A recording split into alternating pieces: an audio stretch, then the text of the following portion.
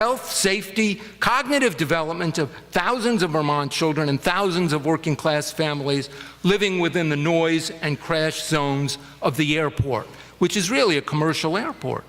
We have been fighting this for 7 years, and the fight is far from over.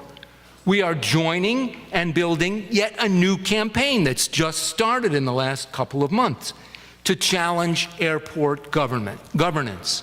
Now, the 976 families that Burlington says are in the F-16 noise zone have no vote, no representation, and no influence over the Burlington City Council because they live in South Burlington.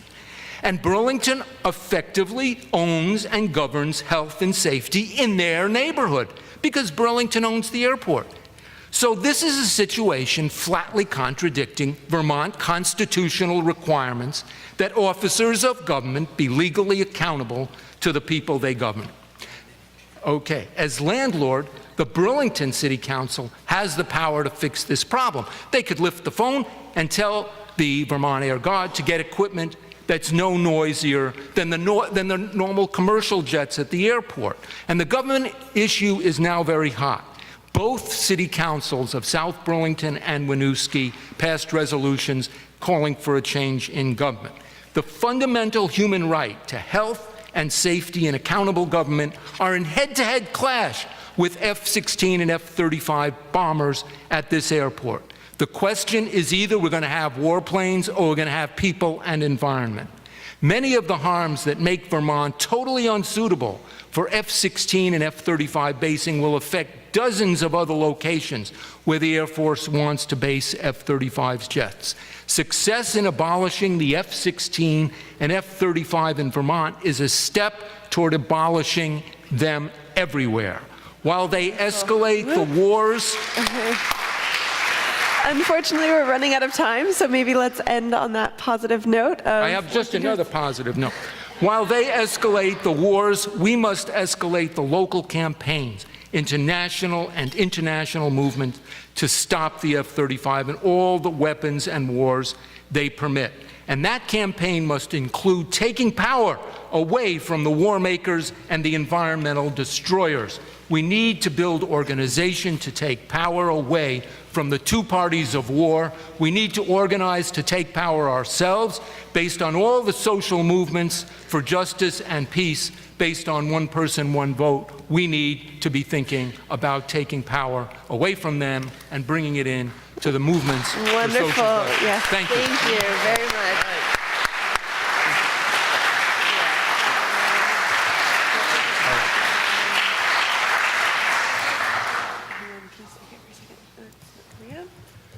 Wait, can you come back? Tech support, please. The other one's not coming back up.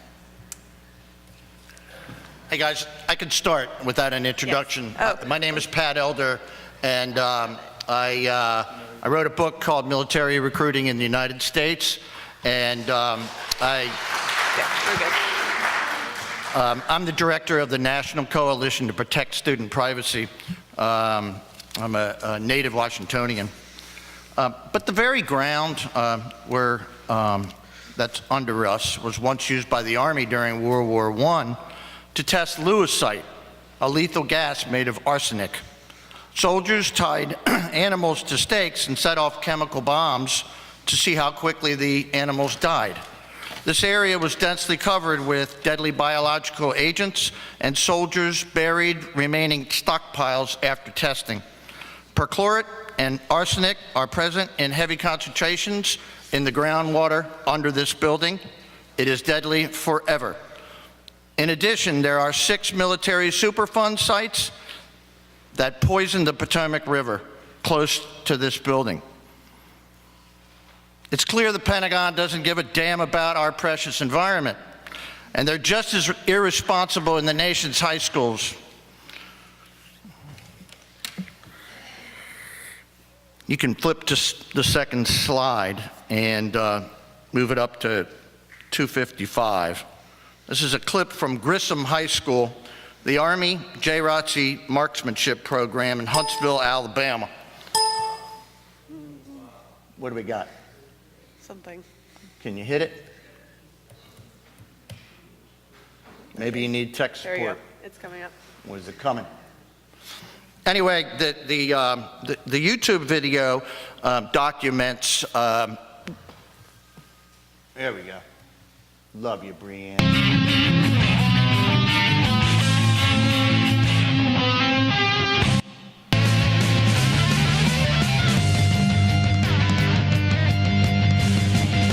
Watch for the plume of smoke.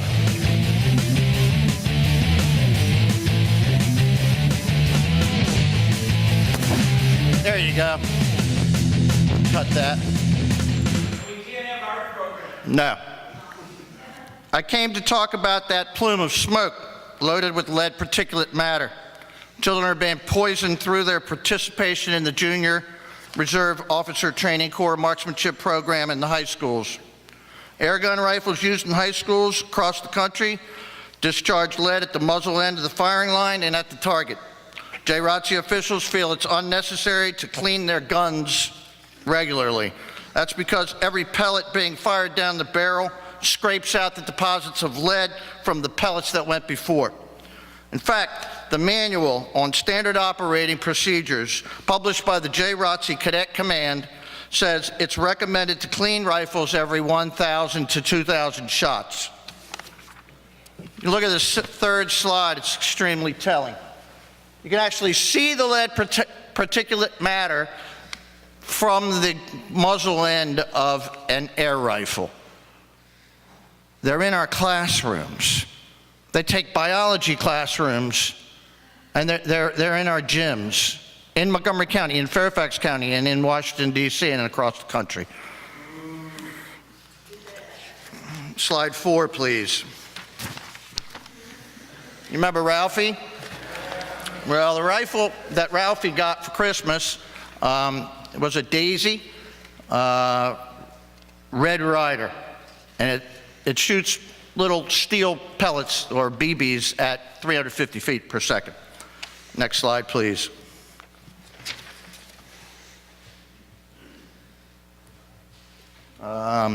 It's okay. Let's see, where are we here?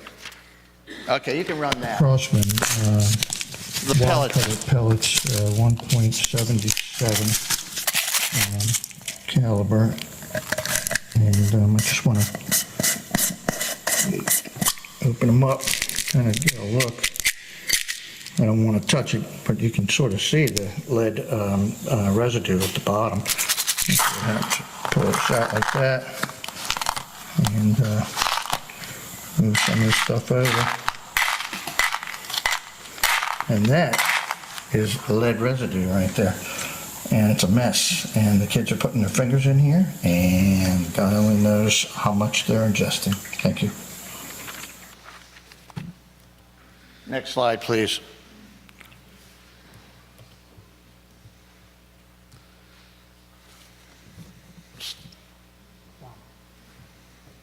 So the CDC says you're blood poisoned if you have more than 5 micrograms per liter in your blood. Now listen to these statistics. A German study found that 20 individuals who shot only air guns showed a median blood level of 33 micrograms per deciliter. The journal Environmental Health reports that air gun shooters, after an indoor shooting session, had blood lead levels of 8.4 micrograms of lead per deciliter, with some as high as 22.2. Demler and Nowak, writing in the International Archives of Occupational and Environmental Health, also documented high blood levels in indoor air gun shooters. They linked blood lead and gun caliber for a single session. Their scale ran from 3.3 micrograms of lead per deciliter for air guns, with some as high as 12.7 micrograms of lead per deciliter. A Swedish study looked at the air in an indoor firing range that was used exclusively for air guns, and found that the air had levels an average of 4.6 micrograms per cubic meter. The EPA has established an air quality standard for lead at 1.5 micrograms per cubic meter. That's 3 times the level. We have a big problem. No one's paying attention to it because no one knows anything about it. Regularly firing lead projectiles indoors at 500 feet per second in programs involving 1,600 public high schools is insane public policy.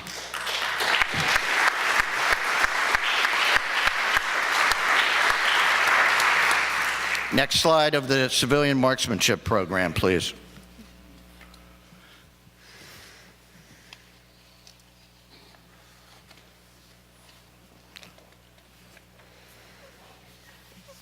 Next slide, please.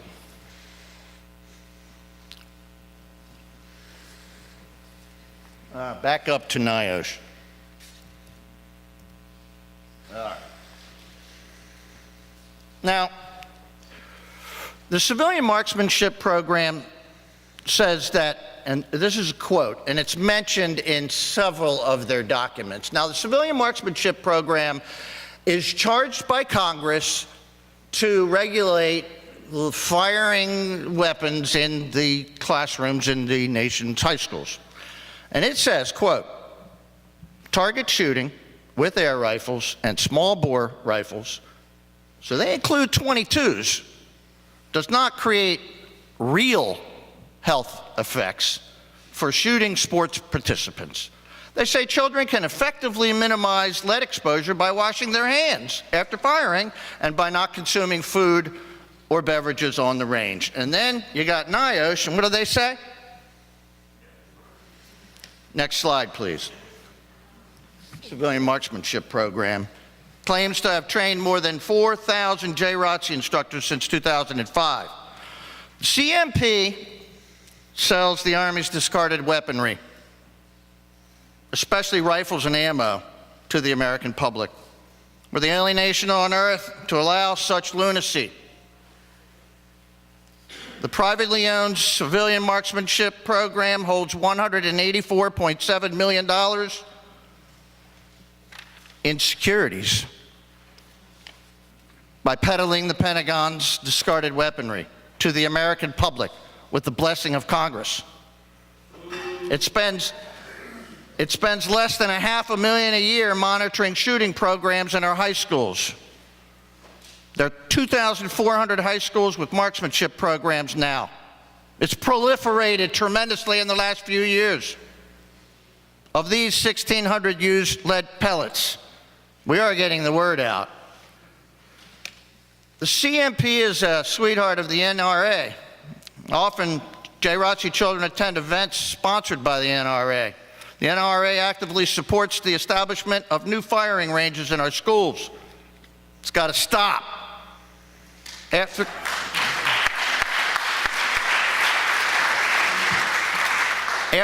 Congress privatized the agency in 1996, it was established in 1903 after the Spanish-American War, when the Congress felt that Americans needed to get better training in rifle shooting. Senator Paul Simon described the CMP as an incomprehensible, irresponsible, baffling boondoggle for the NRA. Don't forget it, folks. Civilian marksmanship program. It's a baddie. Put it in your head. Slide 10. The CMP's Guide to Lead Management is the rule book used by the JROTC marksmanship programs. It relies on the findings of Health and Environmental Technology, LLC, HET, an environmental testing firm in Colorado Springs, to dispel the notion that air guns shooting lead pellets create airborne particles. The sole employee of HET is Mr. Robert Rodasevich. Based on the finding by Mr. Rodasevich, the civilian marksmanship program says normal ventilation systems are fine for shooting ranges in American high schools and in private gun clubs where the CMP-affiliated clubs practice. Rodasevich came under scrutiny in Colorado in 2012 for gross technical incompetence in technical compliance. Colorado health officials said Rodasevich violated state regulations by entirely failing to demonstrate that he has any kind of knowledge in performing environmental work of any kind.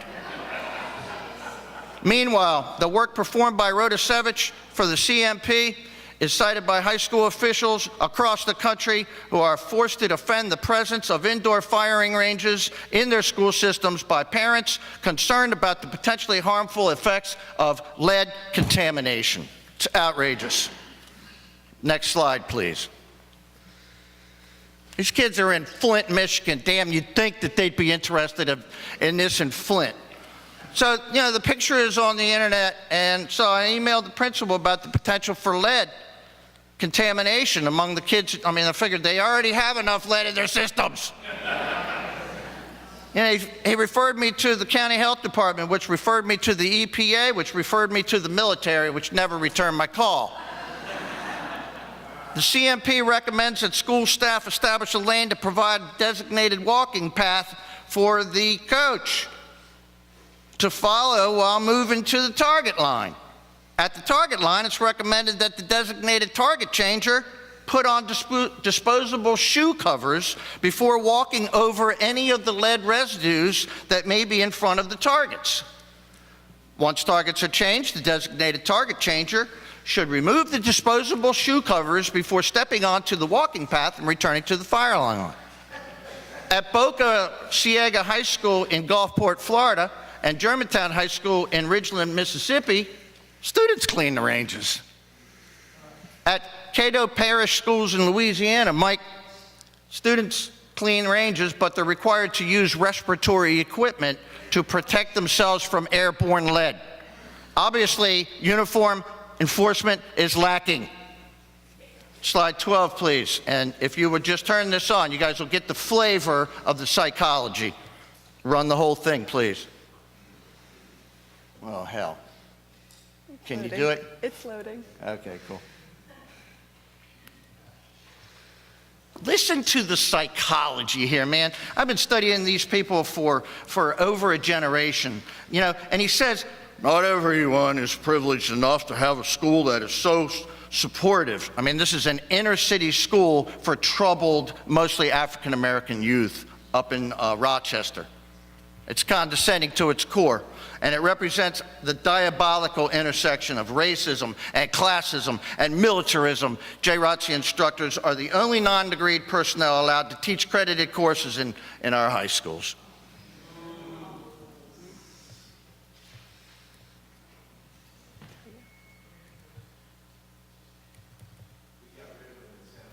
Still loading. Yeah. Woo.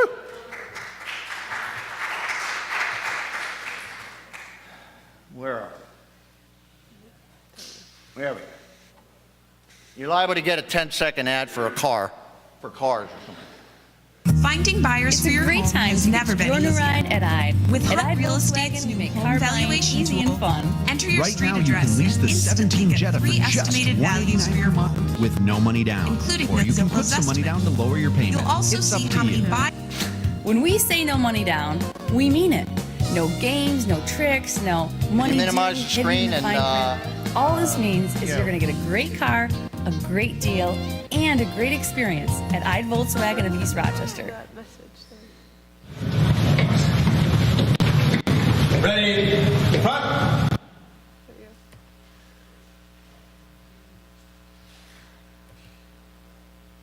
Sorry. Squat. Halt. Right. Face. JROTC has curriculum that supports marksmanship safety. Not everyone is privileged enough to have a school that's so supportive of something like this. Your finger will only be on your trigger when you are aiming at your target and you are ready to fire on that target. So we really wanted to have something permanent and something the kids could call their own in a competition setting. The boiler room was available. It really wasn't in great shape at the time. At first they were a little bit like, can this even happen? This is just too much, you know. Sergeant Meister, we can't get this clean. We can't do this. And, you know, and together they started to see their progress, saying, hey, can we stay for another period and keep cleaning? You know, we'd love for them to do that, but you got to get the class. If they're not disciplined in their class, then I don't expect them to be disciplined on the range. And it's a privilege to do this with us. We would like them all to participate, but we monitor their grades nonstop. teacher input to us about JROTC students is very important to us. They can excel at JROTC, but if they can't pass their Regents exams, then we're really not doing our job. And so we need to find innovative ways to keep the kids excited to come to school, where attendance is sometimes a struggle. And if this entices them to come so that the other classes are met, then that's what we're here to do. We know that these kids are handling weapons out there. I can't be with them all the time to encourage them not to do that. And so by our teaching, we're hoping that we're teaching them to handle the muzzle, do not put your finger on the trigger, and to remind other people, first of all, that having a gun is wrong, you know, and why do you have it? But why is it also pointed at somebody? You know, to me, and Sergeant Legault, that's a reward, you know, that we've taught them something that I'm hoping that they'll carry on for a very long time, and then teach that to other people as well.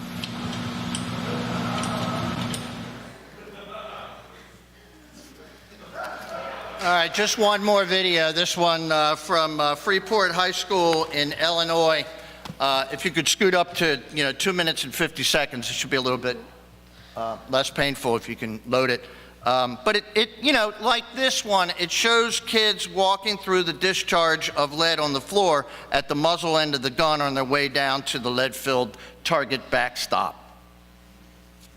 What do we got? 250, right? Cool.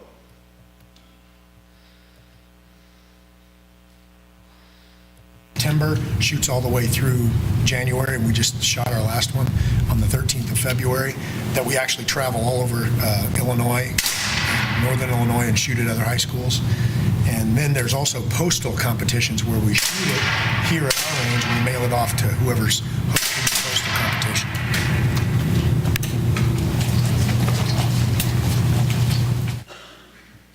Quite often, youth groups affiliated with high school JROTC programs are forced to use commercial firing ranges where .22 caliber rifles and larger guns are regularly fired.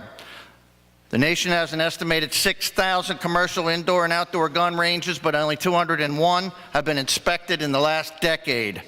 According to the Seattle Times analysis of the Occupational Safety and Health Administration records that is ongoing, although the CMP says it ensures inspectors of JROTC firing ranges, somebody dropped the ball in Vancouver, Washington, at the Vancouver Rifle and Pistol Club, a CMP-monitored affiliate.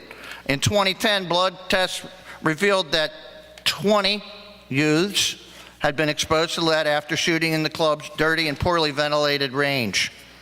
Lead on the floor was 1,000 times higher than federal housing guidelines for allowable lead on surfaces. JROTC teams and the young Marines from schools in the district regularly shoot there. It should be noted that the Young Marines is open to all children from 3rd grade up. These children love firing weapons. When schools across the country don't use their own classrooms and gyms for shooting ranges, they go to places like this. We weren't very cautious, said one kid. We would get lead on our hands and eat finger food. 1 minute. Investigators found the ventilation failed to move the airborne lead particles downrange away from the shooters. Children inhaled lead, ate lead, absorbed lead through skin contact and dirty surfaces. In 2013, a group of us in Montgomery County, Maryland, approached district officials regarding our concerns for lead exposure in regular classrooms, biology classrooms, algebra classrooms, classrooms, PE classrooms, the kind of classrooms where you have the curtain in between. They just open them up, 4th period, bring in the guns. 1 minute. Montgomery school officials cited the Rodasevich research. There's no problem. Wash your hands, it doesn't get in the air. Montgomery said children who participate in air rifle shooting can effectively minimize their lead exposure by washing their hands and after shooting and by not consuming food or beverages, word for word. Fairfax County, Virginia was a different story. They were confronted by another group of determined, organized parents. Unlike Montgomery, Fairfax immediately took action. Once the central office became aware of the firing ranges, they didn't even know they existed. After they found out they existed, they ordered lead testing. Lead dust covered everything in the classrooms where the test was conducted. The county shut down the ranges. They hired high-dollar contractors. They cleaned out lead from all of the rooms, and they banned lead from all facilities in Fairfax County. And let's start wrapping it up. Fairfax bans the lead ammunition, but Montgomery says it's okay. The CMP has developed stringent rules, but their enforcement is lacking and their suggested procedures are misguided. For instance, to clean up the deposits of lead at the firing line and target area, the CMP advises a periodic wet mopping with a solution of water and trisodium phosphate should do the trick. However, the U.S. Department of Housing and Urban Development bans trisodium phosphate because it is so incredibly damaging to the environment. We've seen high school students cross the firing line. When the class period is over, floors may remain unclean, the firing line disappears, the furniture is rearranged, and the next group of kids file in for an unrelated academic subject. Meanwhile, the lead dust is stirred into the air and picked up by kids on their shoes and their hair and their clothing and their backpacks to be transported throughout the school. Kids become like dust mops, spreading the deadly material throughout the building. Next slide, please. Yeah, I was going to say 1 minute, 30 seconds. I want to thank Mary Leopold. Is Mary here? Where's Mary? Mary, stand up. Yay, I love Mary. You know, she's like, she knows what a predicate nominative is. You know? Like with the commas and the quotes, she knows all that stuff. So I would write this pile of mess and she'd go, and she'd clean it up. Oh my gosh, what a saintly woman. I love her. But that's it. Thank you very much. All right, great. Let's give them a round of applause.